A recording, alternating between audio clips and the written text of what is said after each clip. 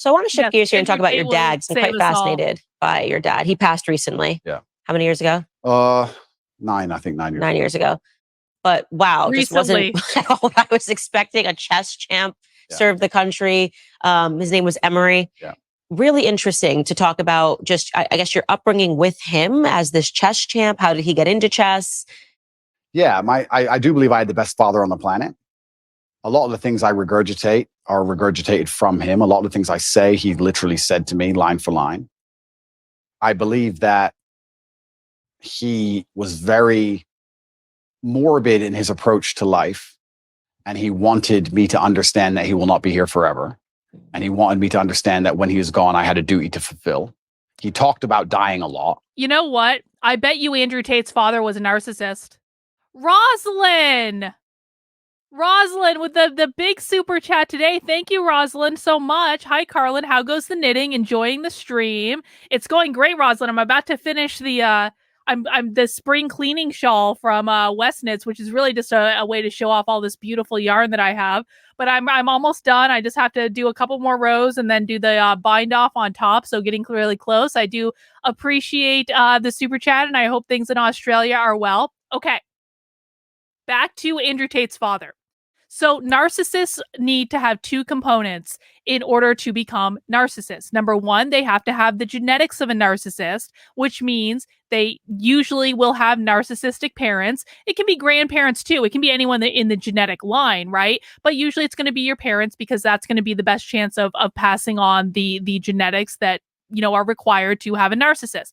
The other thing you need to have is an out of control environment in your childhood where some of your basic human needs as a child, someone who is not able to defend and care for themselves fully, are not provided. And usually it has to do with the mother, but your father can do this as well. And so those two components have to be there. You have to have nature and nurture. So the reason I say that I wonder if Andrew Tate's father is a narcissist is because we have our favorite narcissist that we refer to in my community quite a bit, and we discuss his work, although we haven't really in a while. But HG Tudor is our favorite narcissist. You should look up his YouTube channel. It's fucking great. Way too much Meghan Markle content. Don't watch the Meghan Markle content. Watch the other content. It's way better. But HG Tudor, the reason that HG Tudor is doing what he's doing is that he is it's not because he's a narcissist with a heart of gold. It's not because he cares about what people think or feel at all. It's not because he wants to be of service to humanity. HG Tudor is literally downloading all the information about narcissism that we could ever want to know because he wants to build a legacy that will outlast his death. He's trying to cheat death. Because narcissists, their number one priority is about controlling everything in their environment at all times, right? What is the one thing that narcissists are not able to control? Death.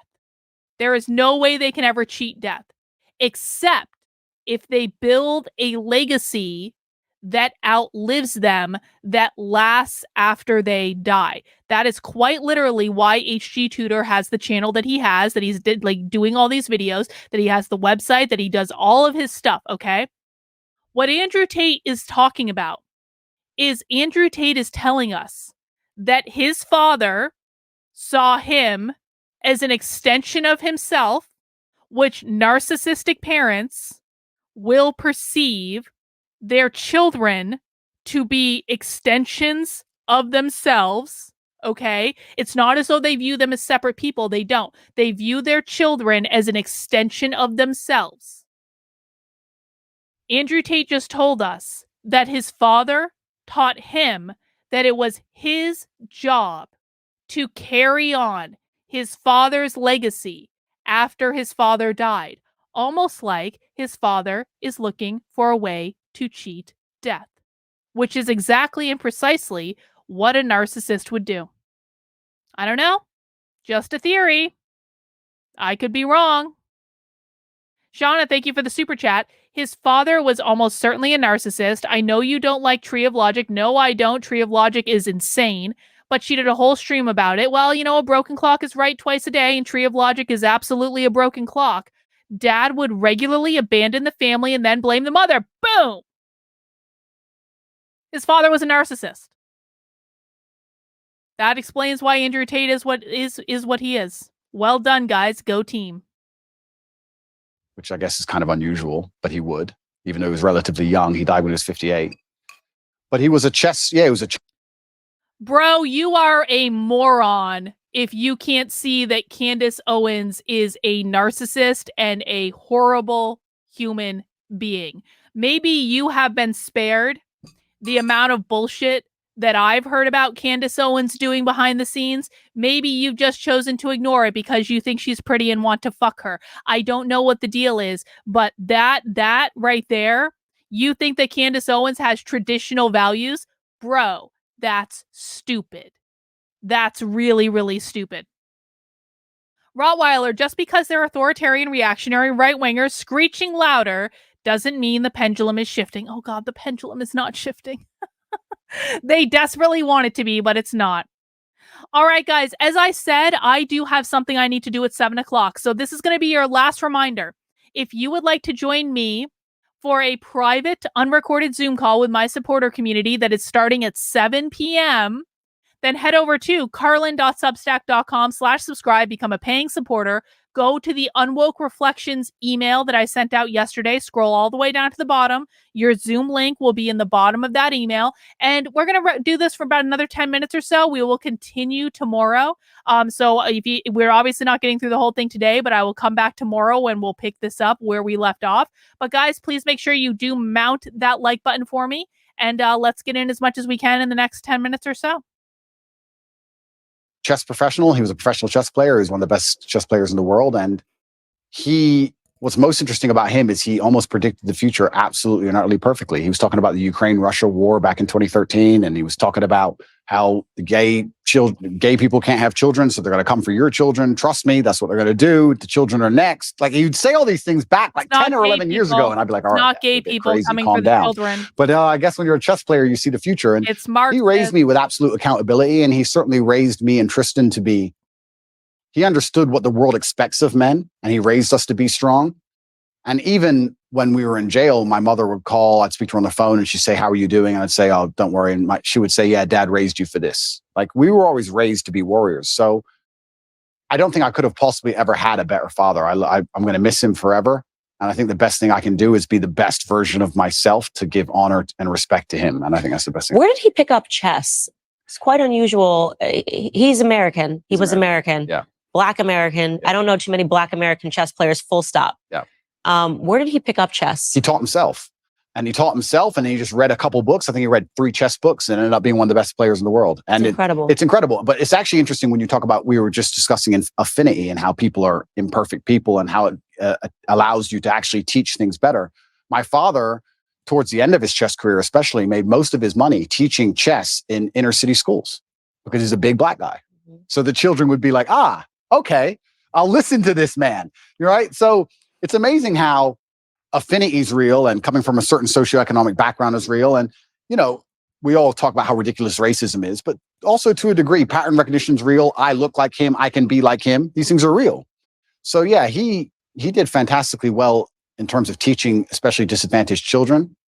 And he taught himself. And I wish I had his mind. I'm not nearly as intelligent as he was. I wish I was. Be real smart to be a good chess player. You've got to be better than smart. I actually think you go beyond the realm of smart into I wouldn't say he was on the spectrum, but you certainly get to a new level of socio interactions. Do you understand? I'd go to chess tournaments when I was a kid and everybody there would be a world level chess player and everyone was a bit strange, a little bit. I don't know if it's like that anymore. I see the chess community's now moved online. There's a lot of them playing online and they seem a lot more normal than the grandmasters I remembered. I remembered old grandmasters, half drunk, ex-KGB, shaking at the board. Yeah, like it was a bit different back then. But yeah, I wish I had his level of intellect. He was certainly the smartest person I've ever known. And even when he died, I got endless emails from people I'd never heard of who just said, I worked with your dad and I don't think you understand how smart he was. He served America, yeah? He served America. He was in the Air Force and he was a linguist for the CIA. He joined the Air Force and ended up being a linguist for the intelligence. What other languages did he speak? He spoke Russian, German, Spanish, and English. But officially, he was supposed to speak Russian. He assimilated Russian in 2 weeks. I think he holds the Air Force record. Okay, so he's very smart. Yeah, super ridiculously smart. Yeah. I got an email from somebody when he died, and they said that, I just want to send you an email. You don't know who I am. I was serving with your father in the armed forces. I don't you tell everybody your dad was smart, and they're not going to understand how smart he was. And I want to give you a quick story. I was living with a Russian woman, and I already spoke Russian conversationally when I began the Air Force training to learn Russian. Your father knew nothing, didn't know the alphabet, didn't know nothing. And within 2.5 weeks, he was correcting everybody, including the professor on Russian. Yeah. So like he just read the dictionary. I saw my dad sit there and read a dictionary, just read it. And that was it. Yeah. It's like photographic memory. Like he was on a spectrum, but something else going on. Yeah, something. Yeah. The little X-Men. Yeah, Emory Tate was his name, and everyone called him E.T. Yeah. He was tough on you. E.T. He was certainly tough on me, and I can't express enough how grateful I am for that. We live in a world now where I'm going to say that my dad hit me when I made a mistake, and everyone's going to lose their minds. And they're going to pretend I was somehow abused and that somehow my childhood was terrible. And I could not if he was come down to earth today, I would shake his hand and say, thank you for absolutely everything you gave me, including discipline, including understanding that in the harsh realities of the real world, there is a line. And if you cross that line, violence appears. That's the unfortunate reality of earth. There's a line. And if you cross it. So I want to make a point now, because we've ripped on Andrew Tate quite a bit, or I've ripped on Andrew Tate quite a bit. Narcissism is actually a very sad thing, because it's not something you can control. It is not Andrew Tate's fault that he's a narcissist. It's not Candace Owens' fault that she's a narcissist. Now, like other people might have to deal with the consequences of their narcissism, but they themselves did nothing wrong to cause their own narcissism. And so the reason I say this is that, not that I want people to feel sorry for Andrew Tate, because I don't. There's no reason to feel sorry for Andrew Tate. But, okay, Tate simp, goodbye. But I would bet that Andrew Tate was constantly desperate for his father's approval. Andrew Tate is not the brightest crayon in the box. I'm sure Andrew Tate's father knew that Andrew Tate is not the brightest crayon in the box.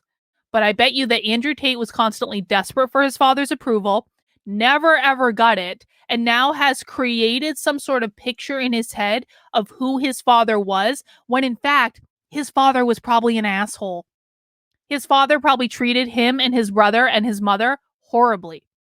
Just because someone is really smart doesn't mean they can't be an asshole. And so he's created this like idealized version of who this man was in his head, probably to like reinforce some part of his self-construct.